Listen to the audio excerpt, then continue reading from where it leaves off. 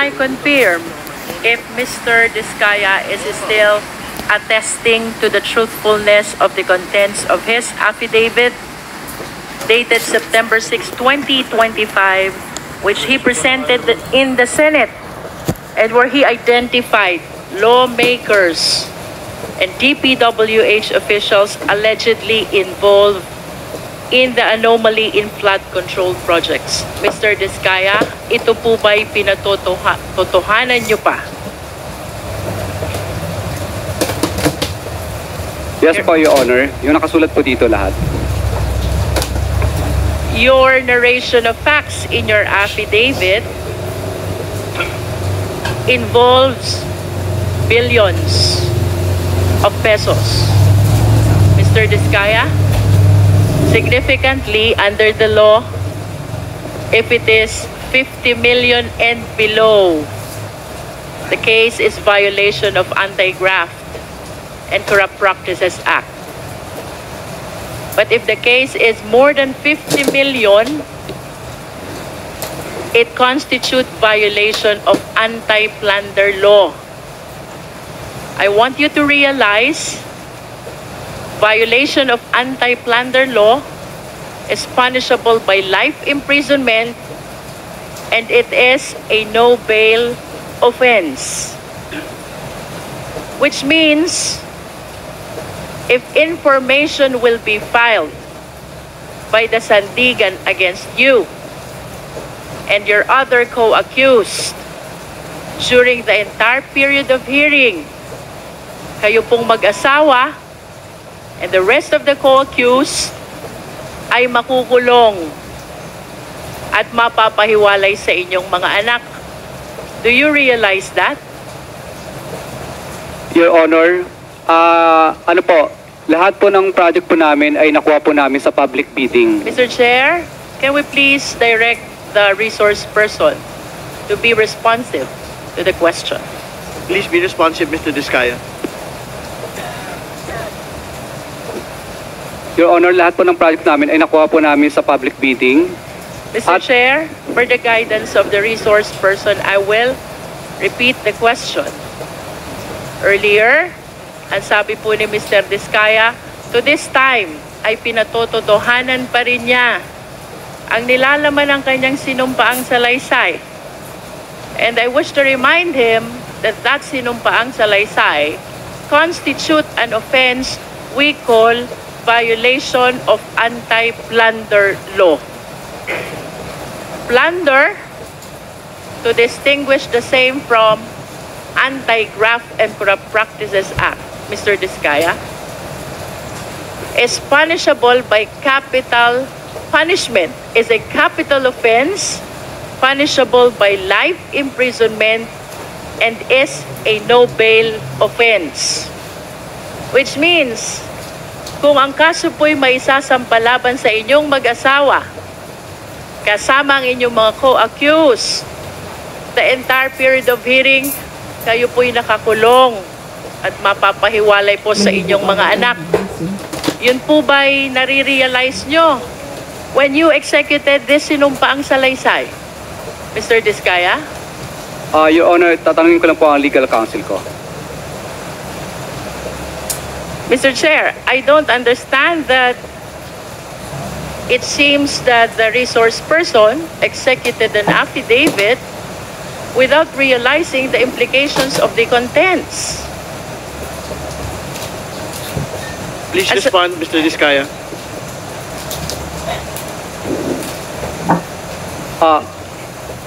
To simplify the question, Mr. Diskaya, nauunawaan niyo po ba ang repercussion, ang epekto, ang implication, ang consequence ng salaysay na inyong isinagawa sa inyong buhay, pamilya? Yes, Your Honor.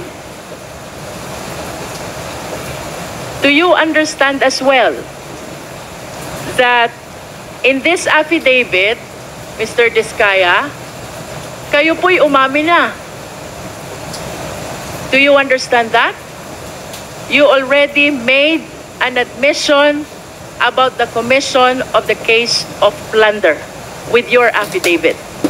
No, Your Honor. But you were the one narrating. Kasi, Your Honor, ano po ito, pinilit lang po kami, Your Honor. Pinilit lang po. That is for you to prove. But in as far as this committee is concerned, including the members, when we go over your sinumpaang salaysay, to me it appears you are admitting already to the case of plunder. And the worst thing, Mr. Diskaya, among the lawmakers and the DPWH officials whom you identified, all of them denied.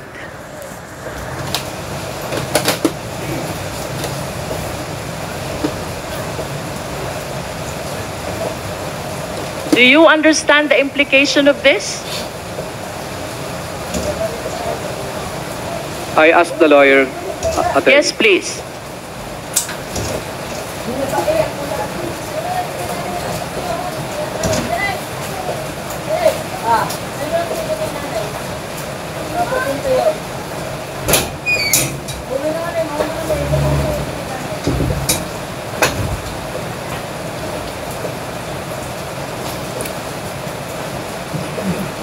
Your Honor, yes po.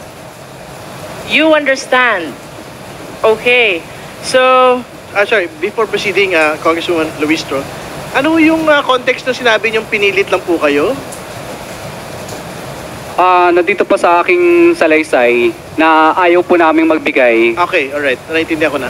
Kaya lang po. Hindi ko kayo pinilit isulat itong affidavit. Hindi po. Okay, alright. Thank you. okay, so naiintindihan mo ang implication consequences ng affidavit mo. Hindi ka ba natatakot makulong?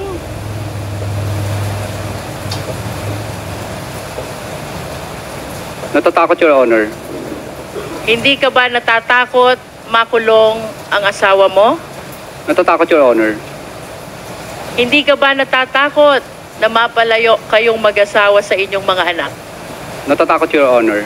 Then why? Kaya po Why did you execute this affidavit? Your Honor, mas natatakot po kasi kami sa buhay namin ngayon dahil kinukuyog na po kami ng taong bayan. Kaya po, nag-execute po kami ng affidavit na ito dahil 120 million Filipinos po ang parang gusto kaming patayin at kami na rin po ang pinag-uusapan sa mga misa ng simbahan.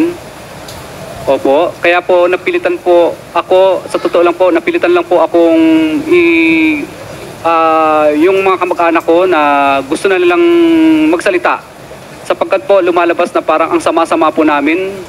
Parang gusto kaming patayin ng buong 120 million na Pilipino. Kaya ngayon po, naisip po ng misis ko at ako po na mas mabuti pong yung mga pinangalanan na lang po namin dito ang maging kaaway namin at yun na lang po, alam namin po na ito lang po ang papatay sa amin, itong mga taong ito. Hindi po yung 120 Pilipino na gusto kaming katayin. At yung nangyayari po sa amin dito ngayon ay parang nakakahiya. Para kaming magnanakaw, samantalang hindi naman po kami nagnakaw. Napilitan lang po kaming gawin ang bagay na ito sapagkat mutual terminate nila ang mga project namin. Hindi kami pinasisingil. Road ride of way ang nangyayari po. Kaya po kami po ay isinigaw na lang po namin ito kasi namili po kami mag-asawa. Bulak, 1 kilong bulak o 1 kilong ginto. Ang pinili po namin, 1 kilong ginto. Dahil una, pareho na naman siyang mabigat. Yung bulak at saka ginto, pareho siyang mabigat. Pero pinili po namin yung ginto.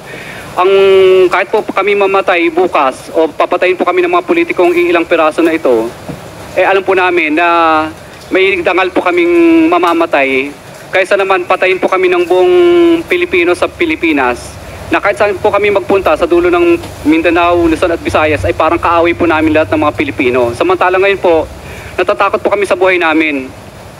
Alam namin kung sino lang ang kaaway namin. Yung mga pinangalanan po namin dito, ito na lang po ang alam namin kaaway. Hindi po 120 million Pilipino po ang kaaway namin. Kaya sana po, pagbigyan niyo po sana kami kasi yung iba pong mga gusto pa pong mag-witness ng mga contractor, kung ako po ay inyong parurusahan po sa ginawa kong ito at ako po ay papagalitan po ninyo, wala na pong iba pang sisigaw ng mga contractor sa buong Pilipinas. Dahil una matatakot na sila kung ano po ang mangyayari sa akin Kasi ang mangyayari po, parang nagbibigay po tayo ng hudyat sa iba't ibang pang mga contractor na, hoy, tingnan nyo, ang nangyayari kay Curly at saka kay Sarah, tutulad ba kayo dyan para mag-star witness? Hindi na sila sisigaw, parang nagbibigay po tayo ng anyaya sa lahat ng mga tao na ang maging star witness. Mr. Chair, if I may interrupt our resource person, I wish to believe that you are not yet a witness, much less a state witness. And that reminds me as well of paragraph 33 of your affidavit. Who gave you the idea about state witness? Bali, ano po, ito po ay sinubukan po namin sapagkat kami po ang Please respond to the question, Mr. Diskaya.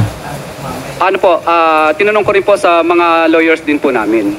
What do you understand about becoming a state witness?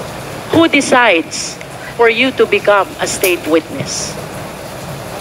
Ang ano po, presidente po at saka yung Senate po. I don't DOJ, think so, DOJ Mr. po. Diskaya. Becoming may a I state interject? witness is a decision that comes from the court and not from you. And there are requirements that we have to consider. If I may share this to the public, under the rules of court, to become a state witness, number one, the testimony must be there must be an absolute necessity for the testimony. Number two, it can be corroborated. Number three, no other direct evidence. Number four, no previous conviction. And number five, the accused must appear as not the most guilty. Do you think with these requirements, the court will approve your application to become a state witness? Yes po, Your Honor. Do you appear as not most guilty? Yes po, Your Honor. But you have to realize nonetheless, Mr. Diskaya, it is not you who decide. It is the court who decides whether you will be admitted or not as a state witness. And if you are not admitted as state witness, definitely then you will be one of the co-accused. And with your admission that you made already in the Senate and before this committee, I think the offense of plunder is already established. That is why I wish to go back to the question. What made you decide to execute this affidavit, considering the very complicated consequences of your admission? Your Honor, I asked my counsel muna. Yes, please. Your Honor, nasabi ko na po yung mensahe ng sinabi ko po kanina. So it's because mas pinipili mo na makulong kesa sa magalit at mapatay ka ng mga taong nagagalit sa'yo. Do you confirm that, Mr. Diskaya? Yes po, Your Honor. Okay. I wish to invite your attention to paragraph 9 of your affidavit. Mr. Diskaya, sabi mo dito, nagkaroon ng kaunting tagumpay. Kaunting tagumpay ang St. Gerard Construction, kaya minabuti naming mag-asawa na mag-expand at bumuo ng iba pang kumpanya.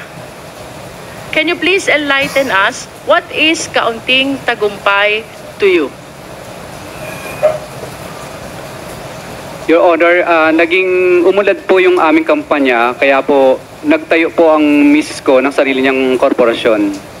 Can we please convert this into quantitative terms? Magkano po ba yung kaunting tagumpay na kinita ng St. Gerard, which prompted you to incorporate additional corporations? Your Honor, ano po, wala po akong data sa ngayon, Your Honor, pero bigyan niyo po ako ng pagkakataon para po, But at least give us an idea. Is this millions or billions? Below, ano po, below, lagpas ano naman po, lagpas 100 millions naman po. Lampas ng 100 million. Pero hindi lampas ng 1 billion. Your Honor, pag, ano po ba yan, revenue po o yung net profit? Revenue. Pag, ano po, pag revenue po, billions po, Billions. How many billion? Your Honor. And 1 billion is kaunting tagumpay to you? Kasi Your Honor, ano po yan, revenue siya, hindi siya net profit. Nonetheless, 1 billion is a very huge amount. And you consider that as konting tagumpay? Yes Your or no? Your Honor, ano po ito, parang terminology lang po itong salita na ito. I wish to invite your attention as well to paragraph 13. At sabi mo naman dito, hindi namin ginusto kailanman na mapasama sa ganitong sistema. Pero kailangan naming magpatuloy para sa pamilya at mga empleyado. Can you expound on this? Your Honor, ayaw naman po talaga namin mapasama sa ganitong klase ng sistema. Pero siyempre po, napipilitan lang po kaming magbigay sapagkat hindi po matutuloy ang project pag hindi po kami nagbigay. When you say napipilitan lang po kaming magbigay at hindi matutuloy ang project kapag hindi nagbigay, you are referring to the DPWH officials and some lawmakers you identified in your affidavit, yes or no? Yes, Your Honor. I see. So you want us to believe na kung wala itong mga taong pinangalanan mo, ay hindi ka magkakaroon ng mga kontrata mula sa DPWH. Is that what you wanted to say? No, Your Honor. Kasi sumasali po kami sa mga public bidding. Pag na-award na po yung project at saka nagkaroon ng notice to proceed, doon na po kami hinihingan. Hindi po ma-implement ang project or matatapos kung hindi po kami magbibigay. Yes, but you stated in your affidavit na pilitan ka lang. Yes, Your Honor, kasi hindi po namin gusto na magbigay. Hindi mo gustong magbigay pero napipilitan kang magbigay sa mga pinangalanan mo dahil hindi ka magkakaroon ng hanap buhay. Tama o mali? Your Honor, ano po, kailangan po, Your Honor, kasi kung hindi po, Please do not change the context of your affidavit. We are educated people here, Mr. Diskaya. I just want it to come from you. Sabi mo napilitan ka lang. What does that mean? Hindi mo gusto ang ginagawa mo, pero napilitan kang magbigay to be able to get a contract and have them implemented after the award. Tama o mali? Your Honor, hindi po. Awarded na po sa amin ng project. May notice to proceed na po. Pero, Okay, let me correct. Awarded ng project, napilitan kang magbigay, pero dahil kung hindi ka magbibigay, ika-cancel ang project. yes, Your Honor, o right of way problem o di kaya mutual termination po ang mangyayari. So, it means mawawala yung hanap buhay mo kung hindi ka magsasubmit dun sa system na sinasabi mo. Tama o mali? Hindi po matatapos hindi po maumpisahan, maka-cancel po. So that's precisely the point. Yun yung gusto mong sabihin sa affidavit mo. Mag-submit dun sa kanila, mga taong pinangalanan mo dahil hindi ka makakaumpisa o makakatapos ng project. Did I say it right? Yes, Your Honor. So would you agree with me if I would say experience? Kung walang DPWH officials at kung walang mga lawmakers na binanggit mo sa affidavit, walang hanap buhay etong mga construction company mo. Mas maganda po ang buhay. Ibig sabihin po, mas makakapaghanap buhay po kami. Pag wala I see. pong ganun. Opo. Kasi public bidding po ang mangyayari lagi. No. Please listen to the question. Ang sabi mo sa affidavit mo, napipilitan ka lang. Hindi mo gusto ang ginagawa mo. Pero kaya ka nagbibigay ay dahil hindi mo mai-implement ang project mo dahil ika-cancel nila. That is suffice to say that kung wala sila, wala kayong hanap buhay. Tama? No, Your Honor. What else would you like to mean by this statement?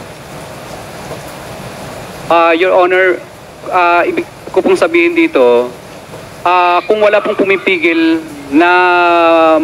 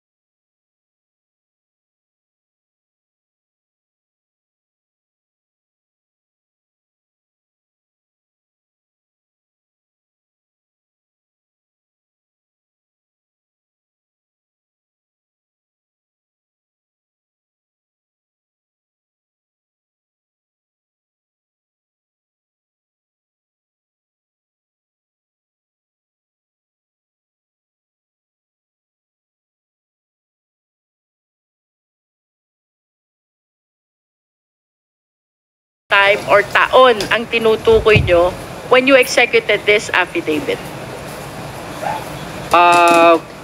Actually, ito pong affidavit ko na ito po ay related po sa programa po ni PBBM sa mga ghost project po. Kaya ko po ito... So if you are referring to the current administration, then this must be 2022 up to 2024 project, Mr. Diskaya. Tama ba yun? Yes po, Honor. Okay. Okay. So kaya mo natapos ang project is because nakipagkasundo ka sa mga taong pinangalanan mo sa affidavit mo? Hindi po ako nakipagkasundo, Your Honor. Napilitan lang po kami, Your Honor. Hindi po kami nakipagkasundo kasi ayaw po namin magbayad. Sa totoo lang, masarap po ang buhay namin. Mas malaki sana ang kikitain pa namin kung hindi po kami magbabayad. Ayaw po namin. Napilitan ka na makipagkasundo. Would that work for you? Yes. Wala po kami magawa, Your Honor. Okay. Hindi po kami nakipagkasundo pala, Your Honor. Napilitan lang talaga. Nevertheless, you were able to collect the payment for the contracts because you wish to believe dahil nag-submit ka dun sa mga requirement nila. Yes po, Your Honor. Okay. Tama bang sabihin na sa affidavit mo, you would like to implicate the lawmakers and the DPWH officials kung bakit nakakapag-implement ka ng project at nakakasingil ka? They are part of your business. Hindi po siya part ng aming business. Operation at least. Hindi rin po, Your Honor. So how do you consider that? Your Honor, talagang ano lang po, talagang pag nanalo na po kami sa bidding, public bidding po kasi yan, doon na po sila dumarating.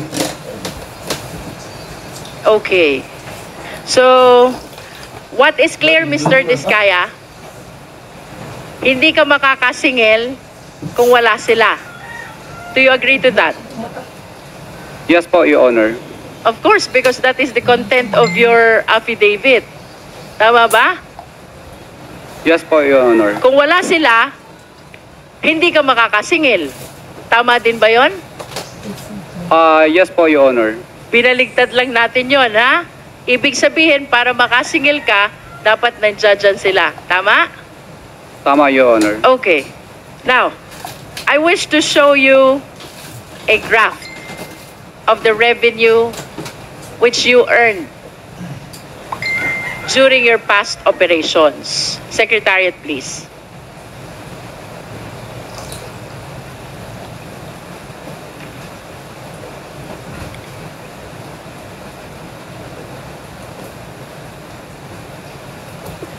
There. Sabi mo, yung affidavit mo pertains to the current administration. So that is the second half of 2022 until 2023, at least for those that are shown in the graph. But if you will notice, Mr. Diskaya, yung revenue mo nag-spike 2017, 2018, 2019, 2020, 2021, and even the first half of 2022.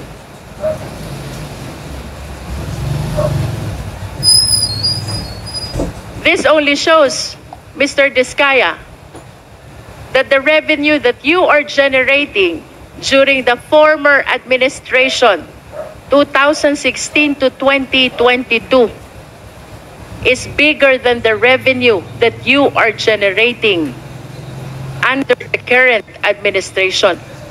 How can you explain this?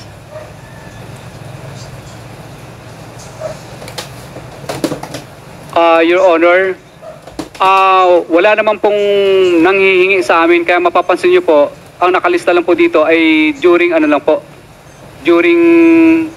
ito lang po, sa 2022 lang po. Dahil ang naging topic lang naman po dito is about sa unprogrammed flood control projects po. Kaya related lang po ito sa mga unprogrammed na related projects lang po. Can you repeat your answer, Mr. Diskaya? During the previous administration? Your Honor, wala naman pong ganyan po nung past 3 administration po. Bali, ano lang po, ito po kasing unprogram lang naman po ang napag-usapan po na kung bakit ito po ang 2022 po ang ating isinama po dito. Are you saying na yung pagbibigay mo ng pera sa DPWH at sa mga lawmakers happened only during the current administration and did not happen during the previous administration? Wala pong ganun pong nanghihingi sa amin, di pa po. Wala po, pero nilalabanan po namin sa tunay na bidding po. Nagpapadyaryo po kami. Of course, you know how hard it is to participate in the bidding, Mr. Diskaya. And it is impossible, improbable, if not impossible, that the reason why you generated bigger revenue from 2016 to 2022 is because what you experienced under the current administration did not happen during the previous administration, Mr. Diskaya. Wala pong, may nanghihingi rin po sa amin, pero ang totoo po niyan, pinadyaryo po namin, kaya wala, ano po, madalas po ako magpadyaryo, meron po akong mga, ano po, pinadyaryo ko po yung mga taga DPWH kadalasan.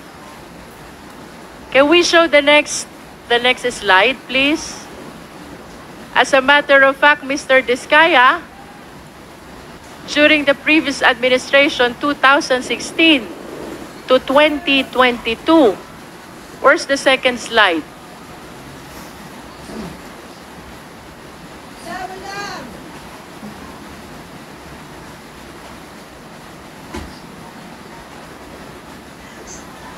There. It shows that you are the top 1 contractor from July 2016 to December 2017. That's 1.5 years. The total value of awarded contracts is 12 billion. Please explain to me. Your Honor, nirespeto ko po yung report po na ni PCIJ po. Alam ko po nanggaling po sa PCIJ yan. Pero hindi po yan po ang nakadeclare sa amin pong financial statement po, terminate po na project. If that is not correct, then how much is the amount of the awarded contract to St. Gerard? Hindi po ako sigurado pero titingnan ko po, bigyan niyo po ng time para sa data po niya. At least can you give us an estimate? Is that 10B or 8B? Parang naglalaro lang po yun sa wala pang 3 billion po kasi ang dami pong na-mutual terminate ng mga project. Mutually terminated contract. What do you mean by mutually terminated contract? Marami pong minsan yung iba po may mga right of way problem kadalasan. Mr. Diskaya, how can you explain to me that under the current administration, may nanghihingi? Otherwise, hindi ka patutuloyin sa kontrata. But under the previous administration, walang nanghihingi. Your Honor, meron din naman pong nanghihingi pero takot din po sila, takot sila pag napapadyaryo po sila. Katunayan po, yung mga taga-DPWs na yun, pag construction, ang tawag nila sa amin, pasaway. Sinasabihan ko sila, pasaway ba ang sumunod sa RA 9184? Ano ba ang ibig sabihin sa inyo ng pasaway? Yung sumunod sa batas o yung hindi sumunod sa batas? Kaya pinadyaryo po namin sila. Bakit hindi ka ba nagpapadyaryo under the current administration? Nagpadyaryo din po ako nung kay Secretary Bonoan. Papakuha ko lang po yung aking mga dyaryo. And may we know also sino ba yung mga ipinadyaryo mo during the last administration? Iba't ibang mga district po dito sa Pilipinas. Saka Like mga how region many po. of them? Mga district engineer ba yan? Mga regional director ba yan? Can you please name names? Siyempre, pag nagpadyaryo ka, that is something which is very memorable to you. Opo. Yung iba po dito po sa DPWH, Cebu. Yung iba Sino? po yung iba po sa Region 4A. Who? Opo, hindi po, mga bids and award committee lang po ang pinadyaryo. Bids and Awards Committee. Sino doon? Can you please name names? Hindi po ang ginagawa ko lang po, binabanggit ko lang po yung pangalan ng distrito na yon, pero hindi ko po binabanggit yung pangalan ng Bids and Award Committee na nag-disqualified sa amin, kundi buong district po ang pinapangalanan ko. Can you please walk us through? Sige nga, kwento mo sa amin, ano yung sinasabi mong pagpapadyaryo? Mr. Chair, if What I are may, the contents of the if I may publication? interploy. Sinasabi po niyang siya po ay nagpadyaryo ng mga DPWH officials, lalo na po yung mga Bids and Awards Committees, para po malaman natin kung totoong nagsasabi po ng totoo ang ating resource person. Yes, Salamat po. Mr. Diskaya is ordered to submit copies of the publication of names in the daily. Yes po, Your Honor. Mr. Diskaya, kindly continue explaining anong meron sa current administration compared to the past administration kung bakit, sabi mo, walang nanghihingi during the past administration. Your reason is, nagpapadyaryo ka noon. Ngayon ba, hindi ka nagpapadyaryo? Nagpapadyaryo din po, Your Honor. O balikan natin yung past. Ilang beses ka nagpadyaryo dun sa past administration? Marami din po. Sa bawat Can you please state the number? How many occasions na nagpadyaryo ka? Your Honor, marami-rami na rin po. Hindi ko na po masyadong maalala yung karamihan. Is it more than 10? More than 20? More than po, more than. More than 100? Hindi naman po. Your Honor, isasubmit ko na lang po yung mga na-recover ko But na give us an dyaryo. idea. Give us an idea. More than 20? More than 50 plus po yata yun. 50 plus. 50 plus yung naipadyaryo mo. But you were saying, ang laman ng publication mo ay just the engineering office. You do not include the name. Can you please tell us? Dahil di ba nagpo-posting naman talaga kayo? Posting and bidding, during bidding, right? That's part of the requirement Yes po, under Your Honor. procurement law. Yes po, Your Honor. Anong laman ng publication pag pinadyaryo mo sila?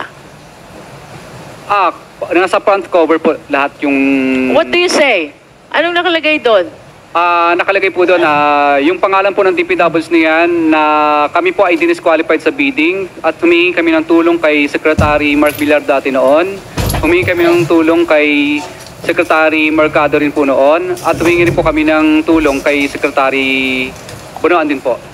Is it not really one of the consequences of participating in the bidding that you can possibly be disqualified because of some requirements? What calls for publication kung na-disqualify ka? Your Honor, pag kami po ang nanalo sa bidding at pinipilit po kaming pa-disqualify, doon po kami nagpapadyaryo. Pero pag hindi naman po kami nanalo... And you honestly believe that that is the sole reason kung bakit yung na-experience mong panghihingi ngayon, ayon sa iyong salaysay, ay hindi mo na-experience noon? Yes po, Your Honor. Kasi, That is the only reason? takot po sila pag nilalagay na po yung kanilang hatian doon sa dyaryo sa open letter. Is it not that dapat mas nagpadyaryo ka pa nga ngayon? Dahil sabi mo maraming nanghihingi sa'yo. Your Honor, kaya po ako naglakas loob na po ngayon na magsalita dahil kami po ay gustong tumulong po kay PBBM po. I understand, but prior to this time, Mr. Diskaya, kung noon nasabi mo takot, palagi ka nagpapadyaryo, bakit hindi mo naisip yan? Why did you wait for the President to discover all the anomalous projects in Bulacan before you came out to the open? Your Honor, ilang beses po ako nagpadyaryo at nagsusumbong pa po ako kay Secretary Bunoan, pero mapapansin niyo po sa open letter ko doon na parang hindi po pinapansin ni Secretary Bunoan yung dyaryo ko kasi tabloid lang ang dating. Mr. Chair, Yes, please. quick interjection lang, Mr. Chair. Yes, please proceed. Siguro we have to put it on record that some of the Kongs that were mentioned were not part of the 19th Congress. And That is correct. to add lang, Mr. Chair, hindi ka naman magkakaroon ng disqualification kung nagko-comply ka. Thank you. Yun lang, Mr. Chair. Mr. Chair, I just want to manifest that I really find it unbelievable how a simple publication can change entirely the system that he is alleging. Dahil lang sa pagpapadyaryo, his allegation na may nanghihingi under the current administration is entirely absent during the past administration. Mr. Diskaya? Your Honor, ang totoo po talaga dyan kung bakit po takot na lahat ng mga contractor, hindi lang po kami. Kung kami nga pong mga malalaking contractor ay takot po, mas lalo na po yung mga maliit. Kasi po, Your Honor, nagkaroon po ang DPWs ang department order na kapag na-disqualified ka po ng 3 ulit, ay mabablacklist ka na po. So takot na takot po yung mga contractor na disqualified ng 3 times. Kasi ang department order po nila, 3 disqualification, i-recommend ka nila para ma-blacklist po. So takot po ang mga contractor na ma-blacklist ng 3 ulit kasi sigurado pong ma-disqualified ng 3 ulit kasi sigurado mabablacklist po sila. Kaya ang ginagawa na lang po ng lahat ng contractor minsan, makisama na lang kasi mabablacklist po kasi yung mga taga-Bisin Award Committee po, gagawang kanila ng paraan para kahit tuldok sa kasalitang nagkamali ay disqualified ka na po. Are you referring to the previous or the current administration? Ngayon lang po kasi nauso yung yung department order na 3-strike policy na... So you are referring to the current administration. Let me simplify my question, Mr. Diskaya. I'm about to conclude. Yes po. Kasi naghigpit po sila ng gusto para po yung... Mr. Diskaya, if I may interrupt, I will simplify the question. Yes po, Your Honor. Would you like to say na sa current administration may nanghihingi pero sa past administration walang nanghihingi? Your Honor, meron din naman po na may nanghihingi po pero hindi ganun kahigpit po. For example po, hindi uso ang 3-strike policy po noon na pag naka-disqualified po ang contractor na 3 ulit, mabablacklist na. Alright. With your admission na may nanghihingi din po, question, Bakit hindi mo sinama doon sa affidavit mo? Your Honor, ano po yun, hindi naman po naging successful yun. Kaya hindi ko na po, Nonetheless, may nanghingi pa rin. It's you who admitted. May nanghihingi din po during the past. You know why I'm asking you this line of questions? Because there is a principle in the law of evidence, falsus in uno, falsus in omnibus. False in one testimony is false in all testimonies. Bakit parang nagkaroon ka ng selective amnesia, Mr. Diskaya? Would you like us to believe na may nanghihingi during the current administration tapos walang nanghihingi during the past administration? How would you even explain na during the past administration, top 1 contractor ka from PCIG data, and yet you are claiming walang nanghihingi unlike during the current administration? What I wish to point out, Mr. Diskaya, your affidavit is full of inconsistencies and lies. Your Honor, ang affidavit po na ito ay tungkol lang po sa pagsuporta po namin kay PBBM po. Kasi po, ang kanya pong finirash po sa TV nung nakaraan po ay report po tungkol sa mga unprogrammed po na project. Kaya dito lang po ang salaysay ko hanggang... Okay, then let me ask you, if you are saving your statement by claiming that you are pertaining only to what the President discovered as anomalous projects during his administration, let me ask you, sino yung mga nanghihingi during the past administration? Your Honor, ano lang po,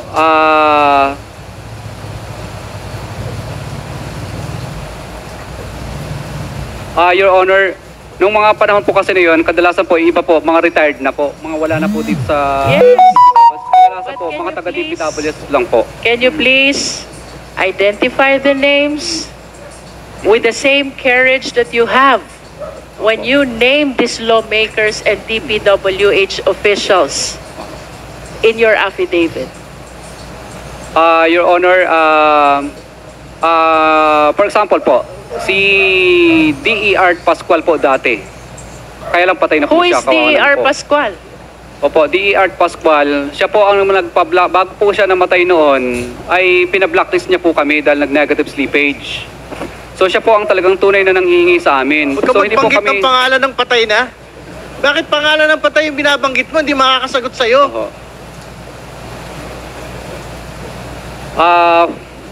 Yung iba po kasi sa... Ganito na lang ho kaigsi yung pasensya ng komite na ito. Bago ho tayo umabot sa punto na walang uwian. So, seryosohin po natin yung pagsagot. Hindi ho namin tatanggapin yung mga ganyan po. Nagtatanong ng pangalan ng patay. Hindi nyo na rinespeto yung tao. Your Honor, okay lang po ba yung data po kasi wala pa sa akin yung iba pang mga Bigay ka data. ng bakit papel ang hinahanap? Yung laman ng utak mo hinahanap. Sino yung humingi ng pera? Mula sa nagdaang gobyerno. Opo. Hindi mo kailangan ng papel para doon. Opo. Dati po sa sa bandang Region 4A po noon, mga mga regional director naman O po kaya noon. hindi ka ng pangalan. Po. Bali ko nakalimutan ko na yung pangalan. Magbigay ka ng pangalan.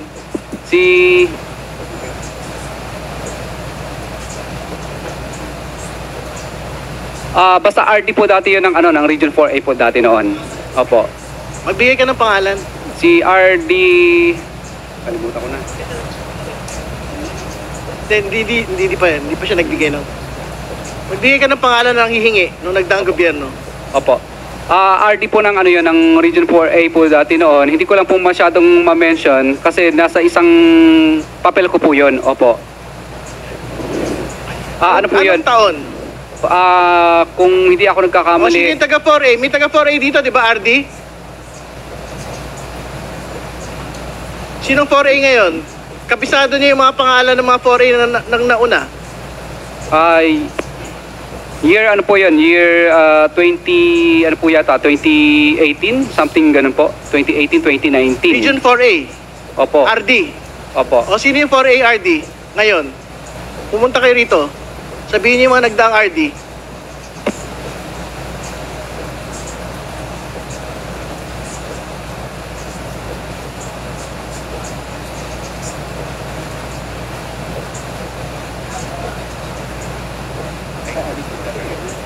Huwag ka na kayo magkamayan.